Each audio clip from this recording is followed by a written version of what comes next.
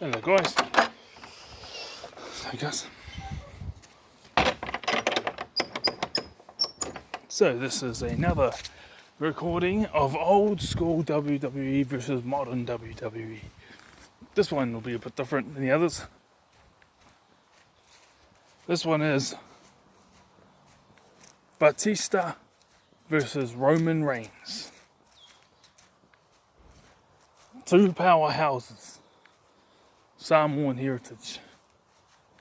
Both got introduced mainly, well, they spent their big time, most of their rookie year in the main rosters in a faction. Batista was with Evolution. Roman Reigns was with the Shield. Now obviously they're two very, very different, compelling personalities. The big dog Roman Reigns, he is portraying the role of a superhero. Instead of having the S, it's an R, two R's for Roman Reigns. So yeah, it's definitely it seems to be a toss-up between him and Seth Rollins of who the face who run the place is. No pun intended, AJ Styles. But I think it's better. My memories are always with Batista because he was around when I was he was around throughout my teenage years and my early 20s. So obviously once you get past your early 20s you're really slowing down on your weekly intake, but still very entertaining. Get back and watch a pay-per-view or something, or just a match, and I still have a passion for storytelling and all that type of thing. Batista bomb versus the spear. I think the spear is a lot more, obviously it's a lot more useful in real life, therefore it is a lot more logical. So that's my opinion about the spear versus the Batista bomb. The Superman punch versus the big Batista clothesline. I'm not saying that Batista's the only one to the clothesline, but man, his one is one of a kind because of his size.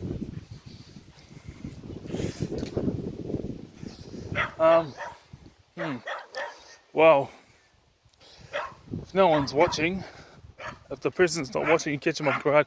Superman punch is more applicable to the situation. And also you can use a clothesline. I do think the Superman punch is more. It is actually. I know that Roman Reigns does it in a way for the choreography and all that type of thing with WWE, but UFC fighters and the like use that in their sports, but they do it for the intent to actually damage the other person. This character, Roman Reigns, is doing it to hurt the other person, but the person playing the role of Roman Reigns, not necessarily.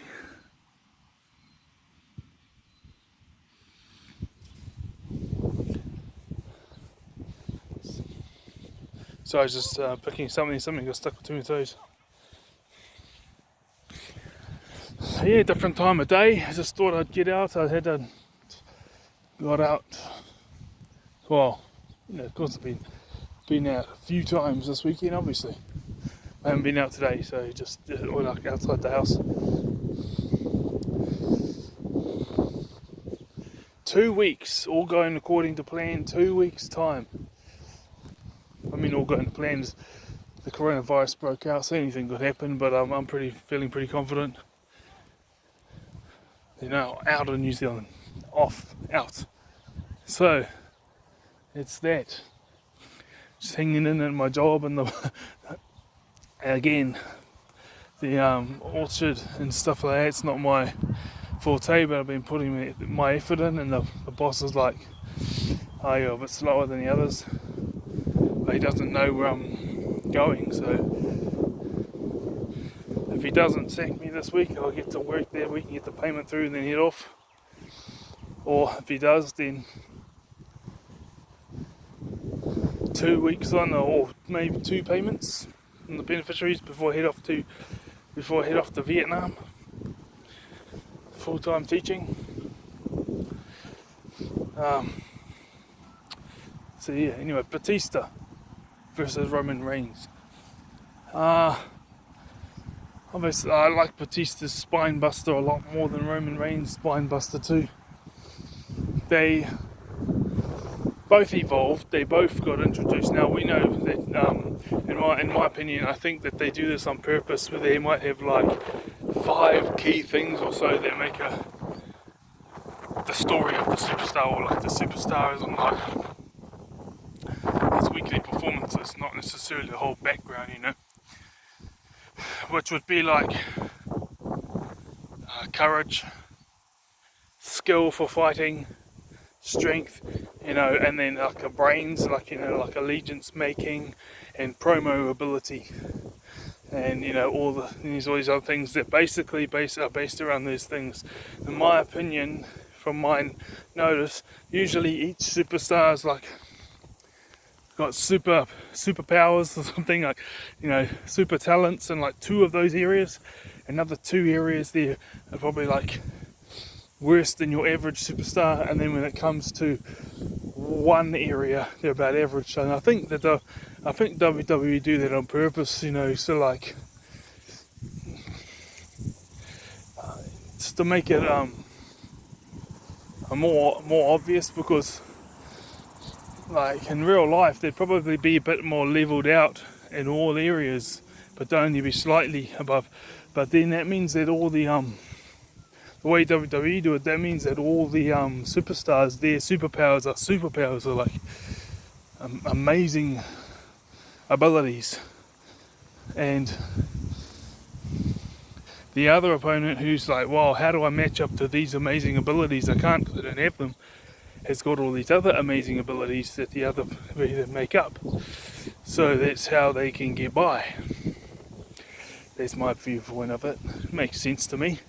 So, Batista versus Roman Reigns.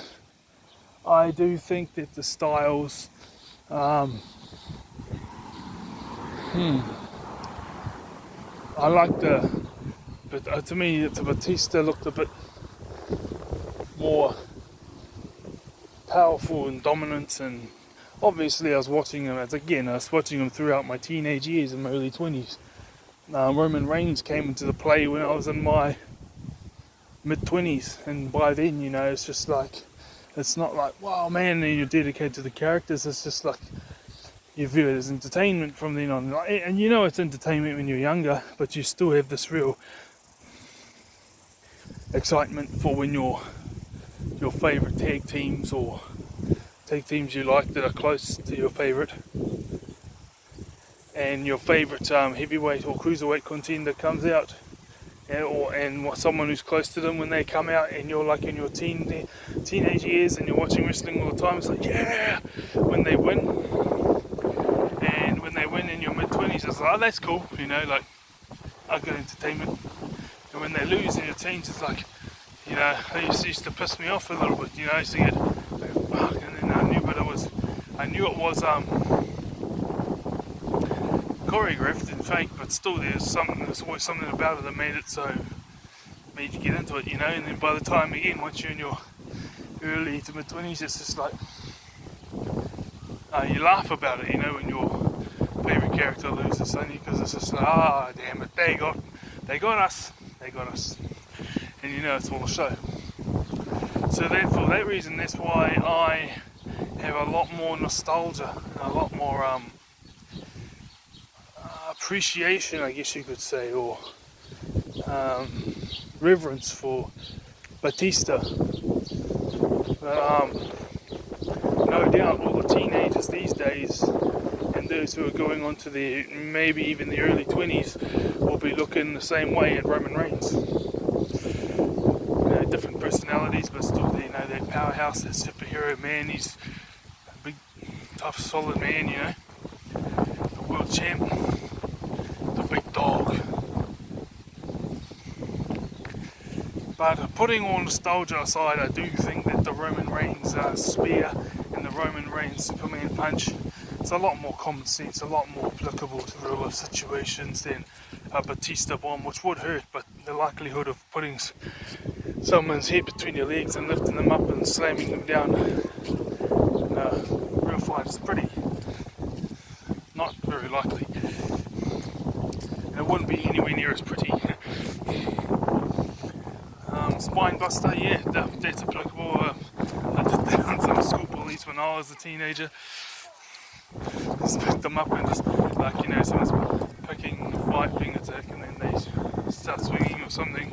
You just get up and just get your head down by their hip like a rugby tackle, and then just lift them up and just slam them onto the ground. Spine buster. And yeah.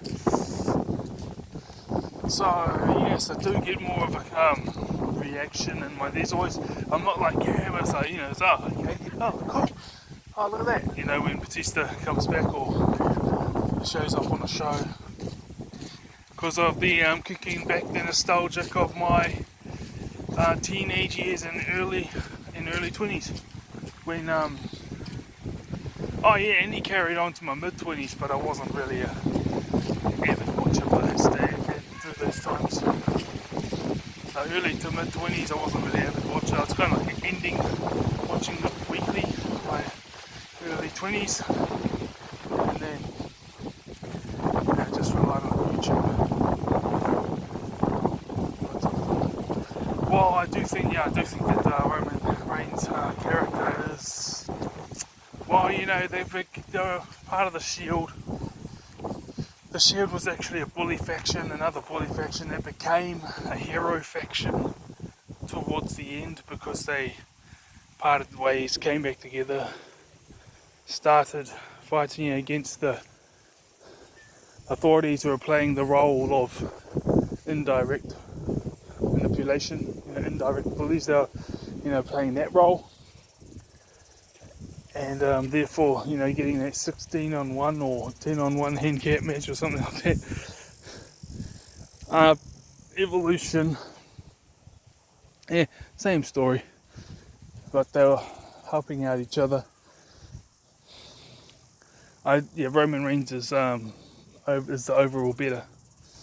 He doesn't get the same reaction out of me though as a Batista though, but he is the overall better character. It's just a nostalgic thing with Batista. Alright, that's my opinion of the Batista versus Roman Reigns. This is D-Man Victorious, signing out. And don't forget to live victoriously. Hit that subscribe button with a Batista bomb. And maybe smash that like with a Superman punch. And comment with a spear. Alright, catch you guys later. Bye bye.